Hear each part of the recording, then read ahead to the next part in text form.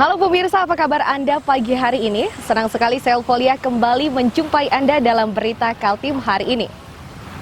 Sejumlah berita penting telah kami siapkan untuk Anda dan berikut di antaranya. Banjir yang diawali hujan deras merendam permukiman warga di Lempake, Samarinda.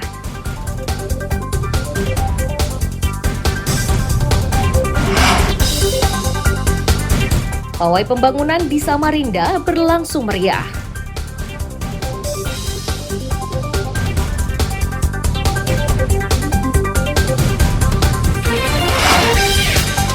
Upacara pengibaran bendera di Simpang 4 Lembuswana diwarnai hujan. Meski begitu, ribuan peserta tetap bersemangat.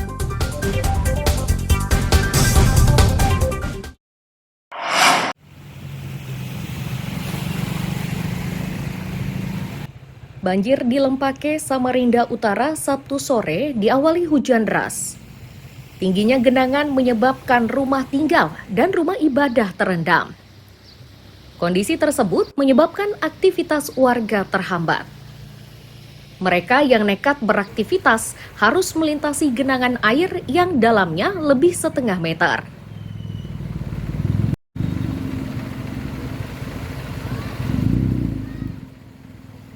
Warga menyatakan banjir sering terjadi dari siang hingga sore.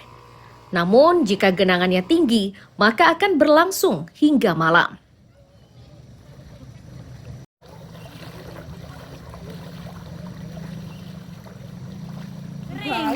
Sering ya? Hujan dikit kalau di sini. Oh gitu. Kalau di sana enggak. Biasanya berapa lama baru surut ini?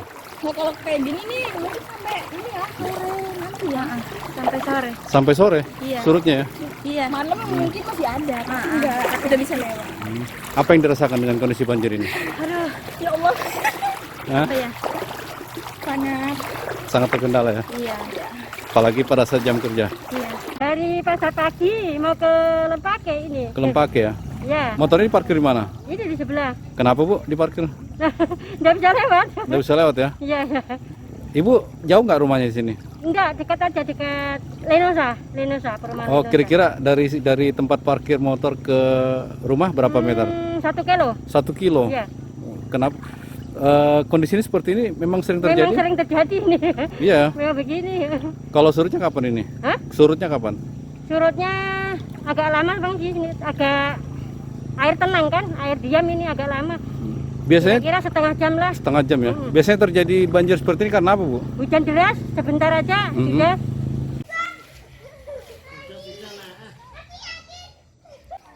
Warga berharap pemerintah kota segera mengatasi banjir agar aktivitasnya tidak terhambat. Iswanto melaporkan dari Samarinda.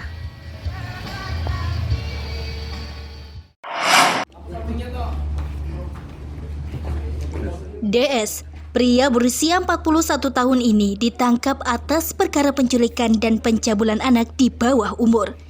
Jumlah korbannya 3 anak dan seluruhnya perempuan.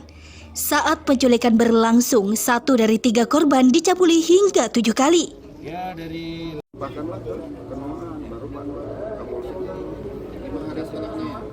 Pelaku diringkus setelah Polres Kutai Kartanegara bekerja sama dengan Polres Sulawesi Barat. Itu karena para korban dilarikan ke daerah tersebut. Bersamanya disita sejumlah bukti, termasuk sepeda motor yang digunakan membonceng ketiga korban. Kapolsek Kenohan Ibtu Nelson Dedi Bojah menyatakan para korban kerap dititipkan orang tuanya yang bekerja di kebun sawit ke pelaku. Dalihnya membawa kabur korban karena hendak menikahi bocah yang berusia 13 tahun. Jadi ibu sama bapaknya beserta dengan tersangka ini satu tempat pekerjaan di sawit.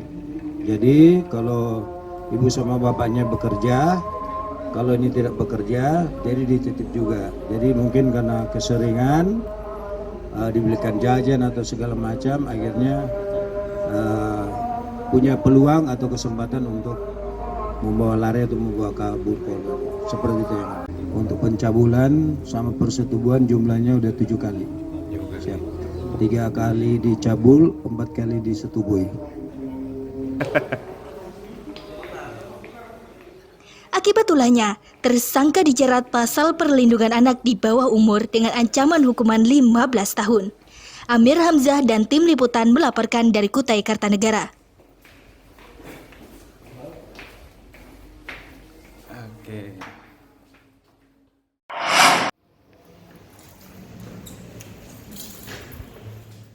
Dua dari 3 pelaku yang digiring polisi di Samarinda ini merupakan pengedar narkoba jenis sabu-sabu.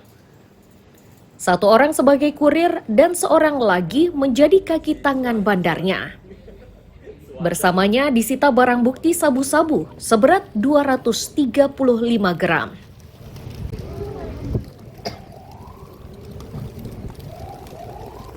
Kapolresta Kombes Pol Arif Fadli menyatakan, kedua pelaku merupakan warga Jalan Grilya, Sungai Pinang.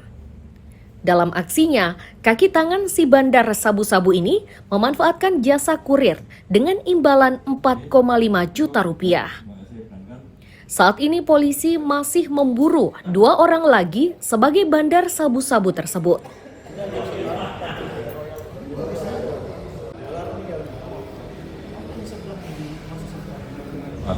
AG ini sebagai pemilik barang yang sudah beberapa kali mengedarkan dan menggunakan jasa DA sebagai kurir, yang mana setiap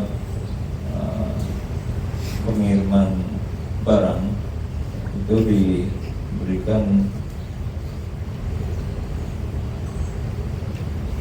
upah setiap onsnya itu 4.500.000. Kemudian dari perkara ini juga ada DPO yang sudah kita tetapkan, ada 2 orang, yaitu pemilik asal barang.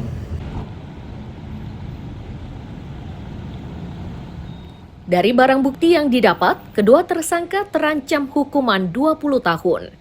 Iswanto melaporkan dari Samarinda.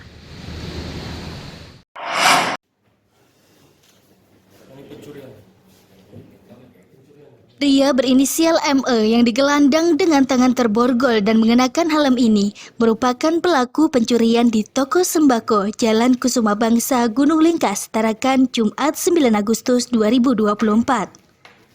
Pelaku tertangkap bersama sejumlah barang bukti hasil curian. Data di kepolisian, pencurian dilakukan pelaku lebih dari 1 kali. Sebelumnya, pelaku beraksi di beberapa toko lain di Jalan Kusuma Bangsa dan Jembatan Besi. Aksinya selalu dilakukan malam hari. Kapolres Tarakan AKBP Adi Septia Sudirna menyatakan pelaku ditangkap 4 hari setelah mencuri. Pelaku leluasa mencuri karena pemiliknya berada di dapur.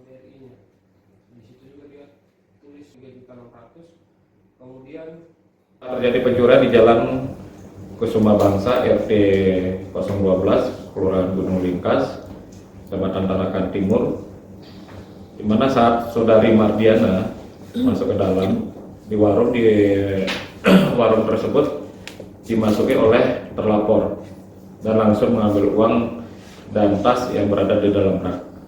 Lalu pelapor terbangun karena teriakan saudari Mardiana dan langsung mengejar terlapor. Namun terlapor berhasil kabur, di mana atas kejadian tersebut pelapor mengalami kerugian sebesar 8 juta rupiah dan melaporkan kejadian tersebut di Polsek KSKP.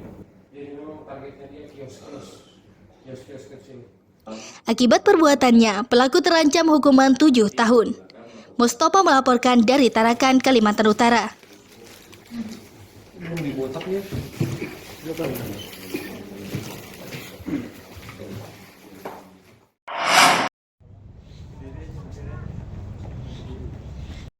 Polresta Samarinda meringkus seorang pria pengedar rokok narkotika sintetis.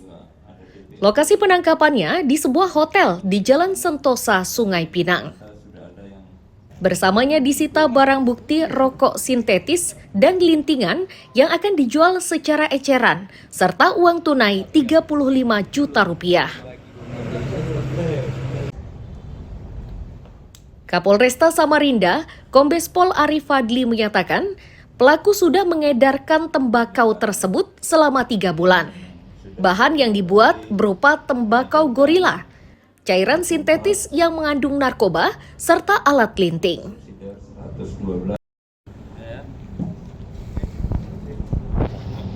Kemudian ada bahan baku tembakau gorila yang sudah dicampur seberat 48,3 gram, dan ada juga alat linting, kemudian ada pemanas, ada liquid dan uang hasil penjualan sekitar 35 juta rupiah.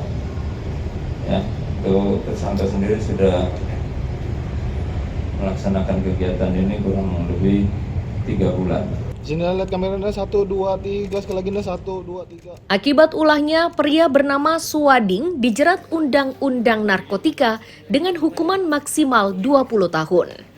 Iswanto melaporkan dari Samarinda.